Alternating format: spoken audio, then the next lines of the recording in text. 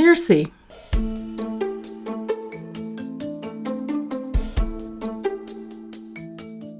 I honestly don't think there's a way to write a good book that isn't personal, because if you're not writing from the heart, whatever the subject is, even when it's full of science, the person who's writing the book is really the lens through which the reader is receiving whatever is in the book, whether that's scientific information or a prescription for weight loss or a story, right? So you as the author are going to feel vulnerable. Hi, I'm Dr. Irena O'Brien, and you're listening to Neuroscience of Coaching. I'm a cognitive neuroscientist with almost 30 years of study and practice in psychology and neuroscience. And as the founder of the Neuroscience School, I teach coaches and other wellness professionals real-world, evidence-based strategies to use in their own practices. In each episode, I invite a seasoned coach to discuss a topic that affects our field, and together we provide you with science-based tools to help your clients reach their goals by working with their brains to create results that last. Depending on what survey results you read, around 75 to 85% of people say they want to write a book. Coaches in particular are usually aware of the value of a book in promoting their thought leadership in business. But yet, the vast majority of people never actually follow through on this. Countless unfinished books sit in computers everywhere. Many others are never started, and of course, this extends to articles, blogs, and all other forms of writing. This conflict between desire and action, the fear of sharing your writing, comes down to the primal fear of rejection. As soon as we put our writing out into the world, we face the very real prospect of criticism, insults, and other negative responses. And of course, our imaginations can make what we fear seem 10 times bigger or worse than it likely will be. Far from merely being the voice of the self-critic in our minds, this fear of rejection is actually hardwired into our brains. From an evolutionary perspective, it makes perfect sense. When you consider human life, tens of thousands of years ago, survival greatly depended on being part of a group, tribe, or clan. Together, they were stronger and safer than any one person alone. So being shunned and cast out of your group was literally life-threatening. To survive meant becoming acutely aware of the signals of other humans as to your acceptance among them. This psychological system is often called the sociometer. As our minds take in the many hundreds of cues and signals from people around us, these are processed through two parts of the brain. The dorsal anterior cingulate cortex, the DACC for short, and the anterior insula. What's fascinating is that these two regions are also associated with physical pain, which partly explains why we speak of being hurt when we're rejected. The levels of activity in these two regions is also indicative of a person's overall level of sensitivity to rejection. And unfortunately, all of our sociometers are biased toward false positive responses to a greater or lesser extent, meaning that we tend to overestimate the threat. This often causes us to worry or feel anxious unnecessarily. That's because, in addition to fear of rejection being hardwired, our predictive brains come into play here.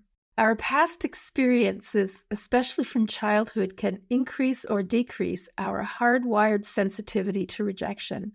The good news is that hardwired doesn't mean helpless. Psychology provides proven ways we can mitigate or overcome our fear of rejection, especially when it comes to fear of sharing our writing.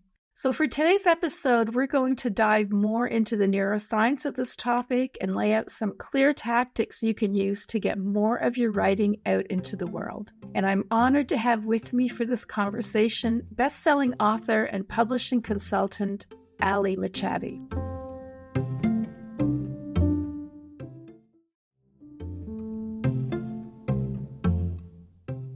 Machate is on a mission to help authors make great books and reach more readers.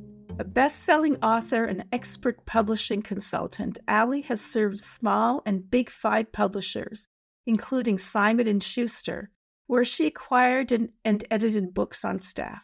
Her clients include authors with such companies as Simon & Schuster, Penguin Random House, Rodale Inc., Chronicle Books, Kaplan Publishing, Source Books, and Hay House, as well as many independently published bestsellers.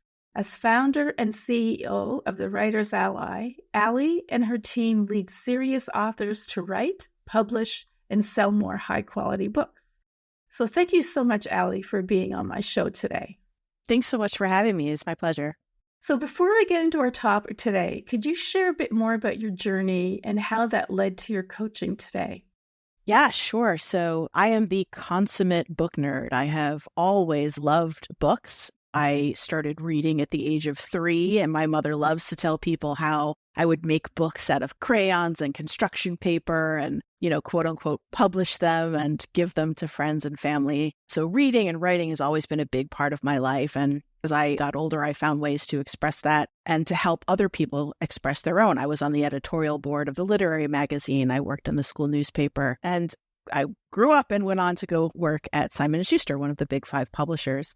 And in all the years that I've been working in the industry, it's been more than 20 years now. I can't even hardly believe that number, but I've just seen so many people who have really interesting things to share, great perspectives, great programs, great systems.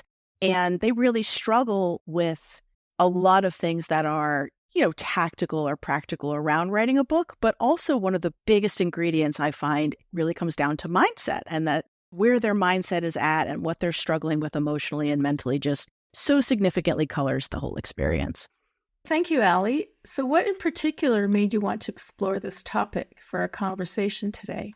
I'm a really big believer that mindset is kind of everything. Mindset sets your expectations, and the way that you see a situation, the way that you interpret your experience really creates your reality. And I find that is something fascinating about myself. And as an online entrepreneur, I've been exposed to a lot of resources around mindset. And I don't feel that as much of those resources make it to people from that context of being an author or that context of books. It's a lot of emphasis around business owners specifically, but becoming an author, especially when you choose to publish a book, is kind of a business in and of itself, a business within a business, for many coaches. And it's something that I feel really passionate about talking to more authors about and making more people aware of how that mindset and how they're thinking about things is really interfering with not only their ability to find success and achieve the goals they want with their book, but also to just enjoy the process and appreciate it from a creative perspective. Writing and publishing a book can take months, sometimes even years. And what a shame to spend all that time in agony instead of enjoying it as a creative process. So I really just welcome and so happy to be talking to an expert in neuroscience like you about, what's going on there and how we can help people to free themselves from some of that. Yeah, I'm really happy to talk about that with you today, Ali, because you are right. Most of what we hear is about how to progress or how to change mindset in business. And we don't hear enough about it in other areas like writing. So as I said in my opening, our brains are hardwired to protect us, which causes us to be hypersensitive to rejection, almost avoiding it at all costs. So what experience do you have in helping writers work through this to achieve their publishing goals? So one of the things that I talk to writers a lot about is, some people will call it writer's block. I don't particularly like that term because I think it makes it a little too precious, like it's something that only happens to writers or is specific to writers, right? When it's really a very human thing to feel creatively blocked or to feel that fear of rejection is really what it is deep down that fuels that feeling of being blocked. When I talk to new authors who, by the time I talk to them, they know that they want to write a book, right? They're coming to me because they've either started writing it or they've been thinking about writing it. And I hear certain worries or fears get expressed pretty commonly. And so there's certain things that I kind of have these conversations about over and over again. For example, for coaches especially, they feel like they have something to say, they have something they want to share, but they worry, who cares what I have to say? I'm not some huge best-selling person. I'm not Oprah. I don't have some enormous national platform. Why would anyone care about what I have to say? Or, maybe they're looking at a particular type of book and they see, well, best-selling author so-and-so has already written the best book ever on this subject. Do I really dare to add to that conversation? Is what I have to say really worth putting out there when that great book is already out there? And I mean, the answer is yes, you should absolutely put it out there. People do want to hear what you have to say. And yes, it is worth putting your ideas and your thoughts out there, even if your very favorite big best-selling author has already written what you think is maybe the perfect book on that subject. You undoubtedly have something to add, and there are undoubtedly people out there who want to hear your unique perspective.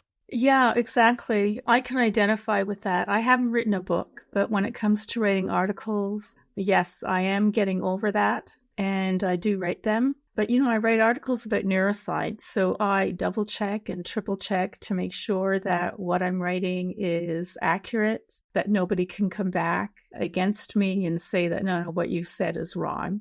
Yeah, so it's a bit of imposter syndrome too, right? And we already had a guest on a little while back where we talked about imposter syndrome. So what's your personal experience with fear and putting your writing out there?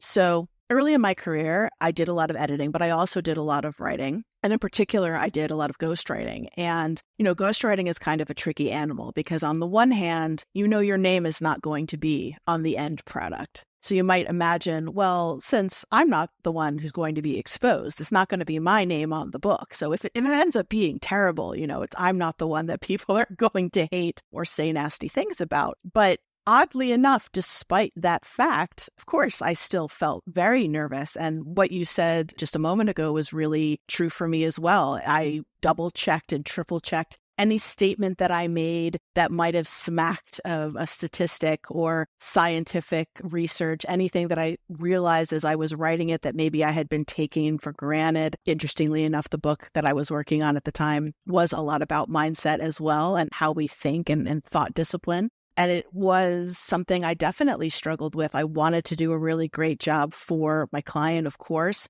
and also just the pride of having created something wonderful, whether your name is on it or not. I mean, I certainly feel very much like I have ownership of those projects. It was very scary to send the material off to the editor who was waiting for pages, who had the power to say, you know what, at any time, this just isn't the book we really wanted. We're just going to cancel this project, right? I used to work in publishing. I know that happens. It's a terrifying thing to be afraid that your work might be so terrible they just cancel the project and don't even give you a chance. Of course, that didn't happen, but I definitely had that fear. And even for someone who's a professional like I am, and having been on that side of the table as a writer, I experienced everything that I know that my clients are experiencing. I had to walk away when I got really upset that the editor didn't understand something I was trying to do, or not take it personally when she didn't like a whole section that she wanted to cut out that I had really thought was great, all those kinds of things. So, being an expert editor does not absolve you from the kinds of fears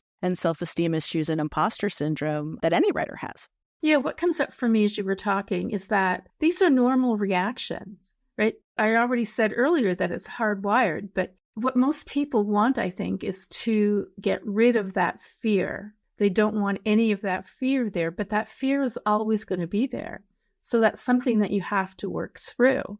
Yeah, absolutely. It does not ever go away. I've read interviews with top best-selling authors who have written, hundreds of books, who have gotten tons of awards, who are making millions of dollars, and they still share very similar stories of thinking their editor's going to hate their latest book, or what if the reviews are terrible, or what if this one isn't as good as my last one? I mean, everybody deals with it. So I think knowing that is helpful, having that context. For me, at least, is helpful when I feel those things, to remember this is just a part of it. It's not actually my inner self warning me away from something dangerous. As you were saying earlier, it's a very evolutionary response, but it's not a real danger. And I'm feeling something everybody feels.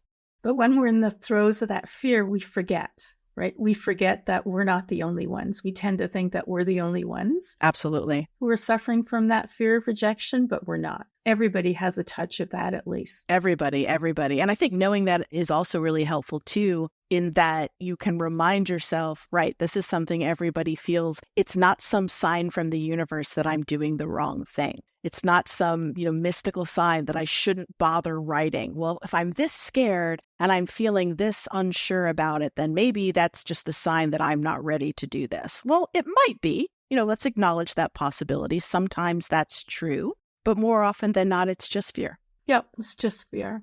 So one of the ways to get more comfortable with fear of rejection is to put yourself into situations where there is some possibility of rejection. So I have a story. It's not about writing, but it is about how I started years ago doing teleseminars, and I was terrified to do them.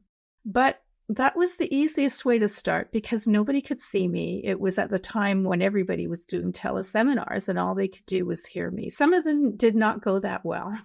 And then I progressed to doing webinars. And I remember just being afraid of having my face on video. I didn't even want to be on video. And, over the years, it's gotten easier where I don't really think about it anymore, right? So the fear has lessened. Of course, I get a touch of nervousness before I start.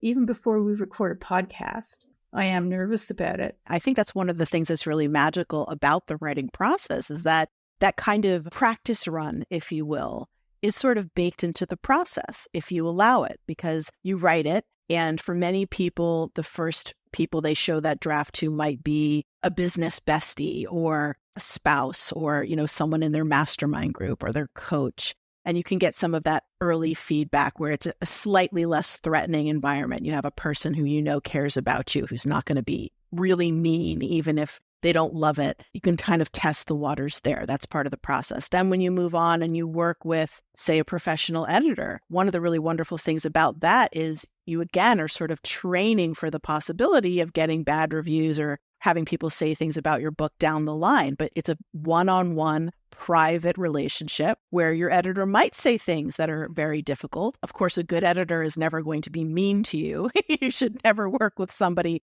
who's berating you because you made a mistake or because, something about your book can be better. Our job as editors is to help you achieve your vision in the most encouraging and supportive way possible, to be honest, but certainly not cruel. But that is a way where you can sort of get exposure therapy a little bit to someone giving you criticism and telling you what parts of your book may not be as strong or as good as you thought they were in a place that's pretty safe. Nobody else sees that except for you.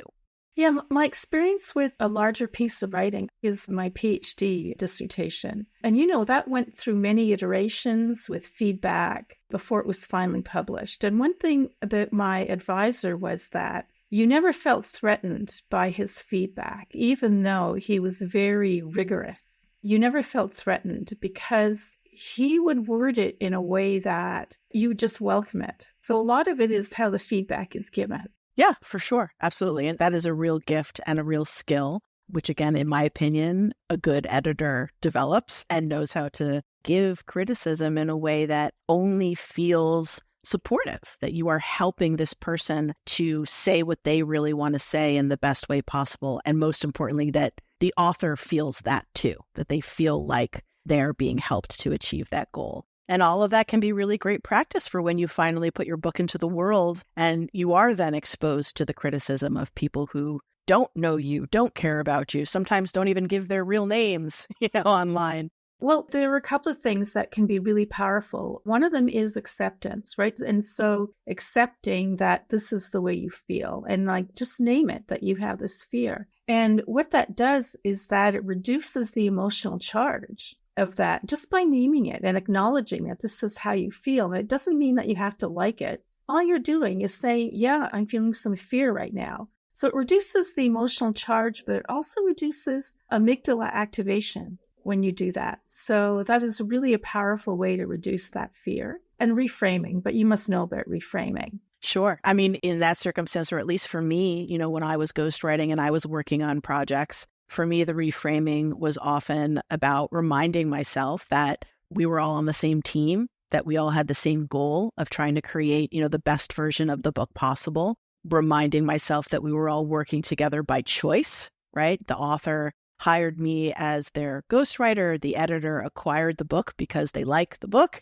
All of these things came together for very positive reasons. So I think that kind of reframing was always very helpful. And also just, again, reminding myself, this is the process. For me, there was a special kind of funny irony, again, because being a professional editor, feeling those things and saying, oh yeah, this is what my clients feel like when I send them a marked up manuscript. And now I'm getting a taste of my own medicine was also really helpful reframing and just sort of diffusing any of the charged emotions around that. Do you help people write creative books and also with nonfiction? Yeah, absolutely. We work with clients who write all kinds of books, all commercial. We don't work with academic titles, but we work with a range of authors, everything from children's picture books to novels, memoirs, business books, almost anything we work on. I'm the CEO of this company and I'm leading my team. But in the beginning, it was just me. And I did also work on a wide variety of books. So is there a difference in the fear of rejection or the fear of feedback between people who are writing a creative book versus the people who are writing a nonfiction book? I find that authors are sort of universally worried about the same things. But when you're writing a book for a business purpose, if it's related to a launch or if it's going to be a tool to help you get speaking engagements or to attract more clients, I think there are some unique versions of how the fear expresses itself, if that makes sense. A person who's writing a novel, they want people to like the book. They're often really putting a lot of their heart and soul into the story, especially with first books. Many people write semi-autobiographical novels. Their first couple of books, a memoir is straight up autobiographical, so that's a very vulnerable place to be. People who are writing nonfiction, I think, are similarly vulnerable, but for them, there are also business concerns. There are also worries around ruining their reputation or putting something out there that people are going to find or feel is derivative and therefore not want to work with them. And their business will just sort of fall apart or implode because they wrote this horrible book. So I think the fears are the same. They're just maybe slightly different expressions as far as what they're worried is going to happen if people don't like the book. Yeah, I would have assumed that it was more of the creative people writing creative books, that they would have more of a fear of rejection because it's more personal. But I guess they're all personal, whether you're writing a nonfiction or a fiction book.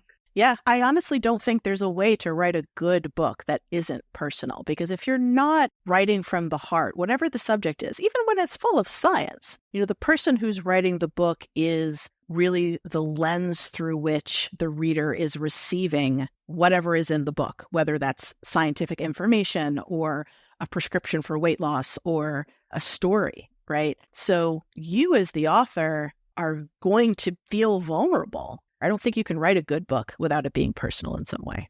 That's interesting.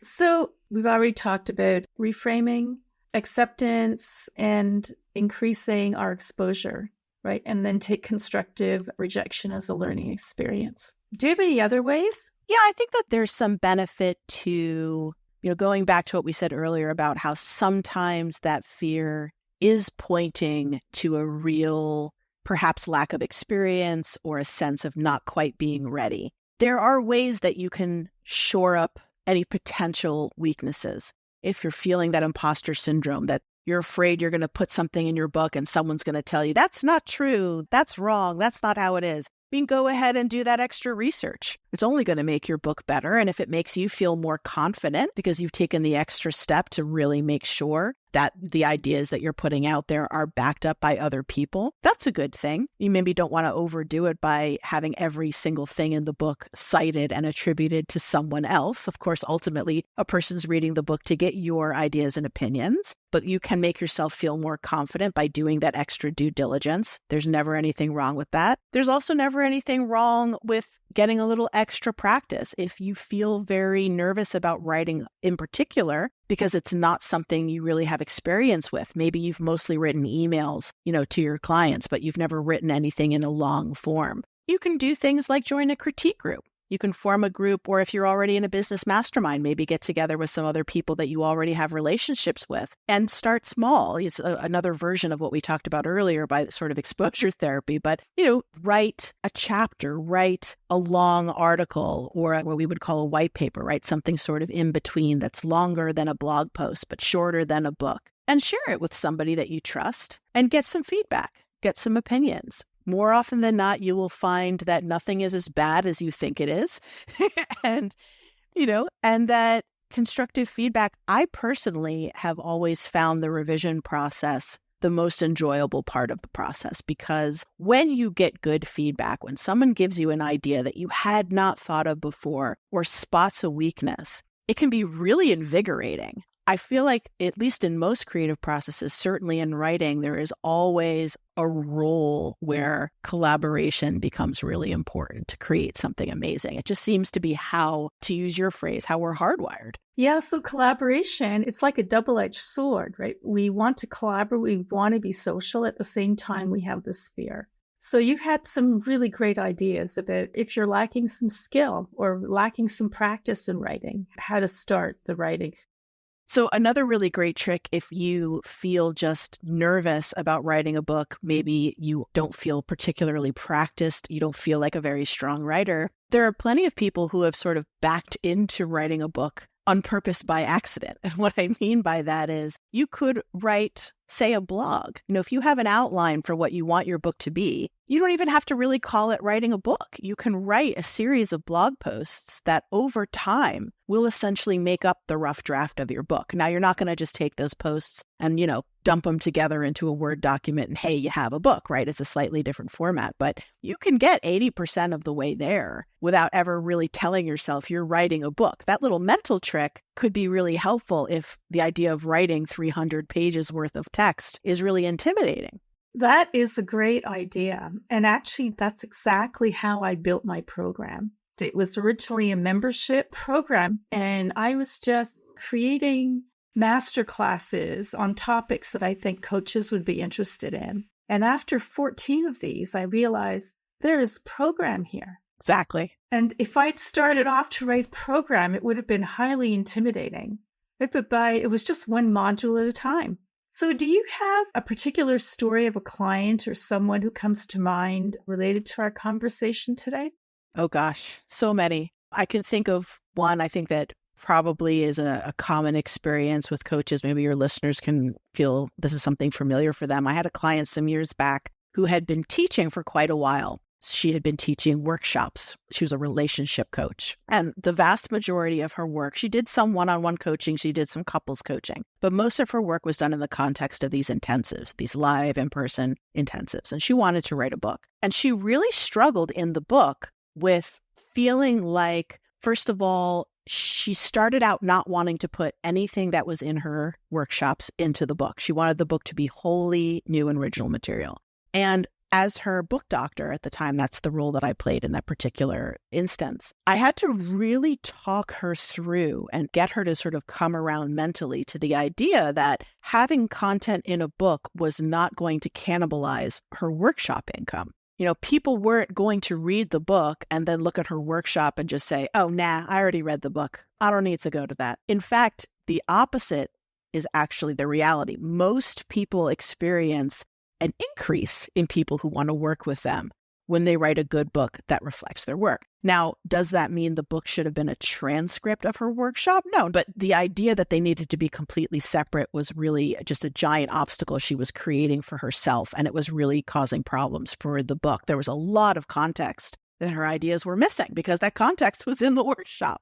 So we got over that hurdle and, the book started to evolve and it was getting much better. And then we had another issue pop up where she started to worry, well, not just that it would cannibalize the workshops, but that anybody who had taken the workshops at this mailing list that she had accumulated over the years, basically that she felt she had built this fan base that was now going to be useless because when the book launched, she didn't think anybody who had already worked with her would want to buy the book. So now we had put some of the workshop content into the book and she thought, well, why would they buy the book? They already did the workshop with me. So I don't have any fan base. I don't have anything to start with. I have this mailing list that's totally useless. And so again, it was a lot of conversations around how that's not actually true. That's a fear. But again, in reality, the people who had taken the workshops, who had experienced this incredible transformation in their relationships, thanks to her, absolutely wanted to read the book.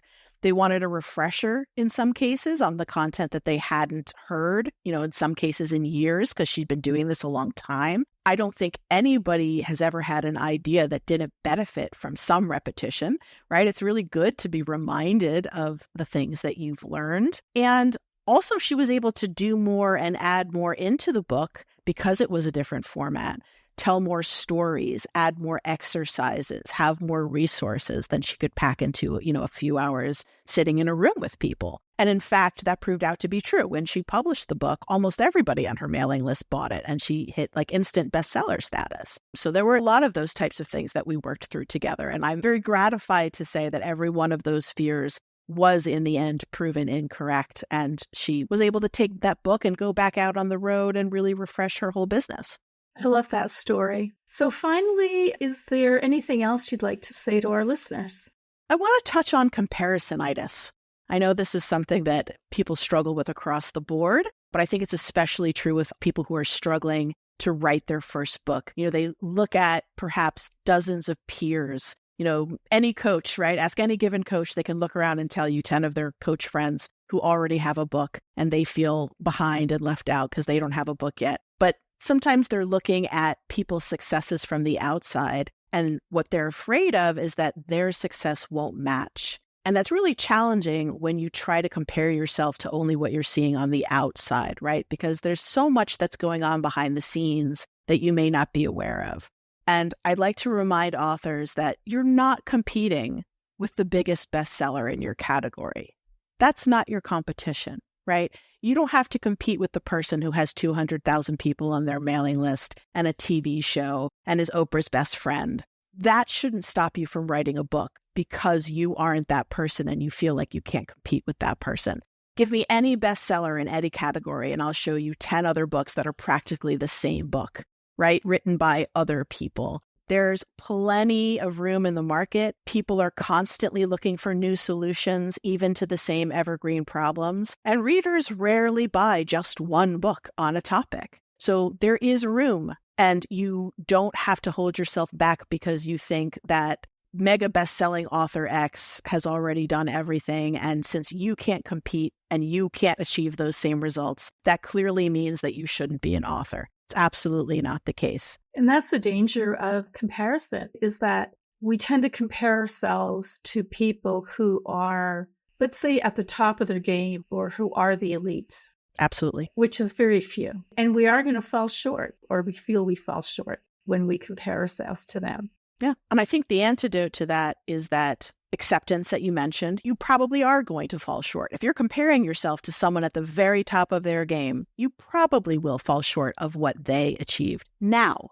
because right now you're not in the same place. And that's okay. And you need to be clear about what success looks like for you instead of letting somebody else's success becomes your measure or your bar that you feel like you need to get to.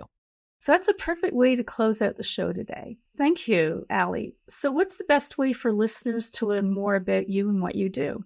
They can visit our website. It's thewritersally.com. We have a blog with resources and some great free downloads that you can get. And of course, if you have already drafted a book and are ready to start talking about editing and publishing, there's a form they can fill out for a free book strategy call with me. So thank you for that. And Allie, I'm so glad you could join me today. This was such a great conversation on such an important topic. Absolutely my pleasure. Thank you again for having me. Thank you, everyone, for listening today. If you're feeling strong resistance and fear toward putting your writing out there into the world, I hope you've discovered some helpful ideas and tools in this episode. Remember, fear of rejection is universal. No one escapes the feeling. All we can do is dance with it, feel the fear, accept it, and put ourselves out there anyway. In addition, keep in mind that we can minimize sensitivity by putting ourselves in a position to be rejected more often, especially when it comes to goals that are meaningful. When we continually experience the reality that rejection is rarely as bad as we fear, we become more immune to it. Even if the anxiety doesn't fully go away, we become more brave in the face of it. And in doing so, we end up contributing more of our gifts and talents and knowledge to society and making the world a better place.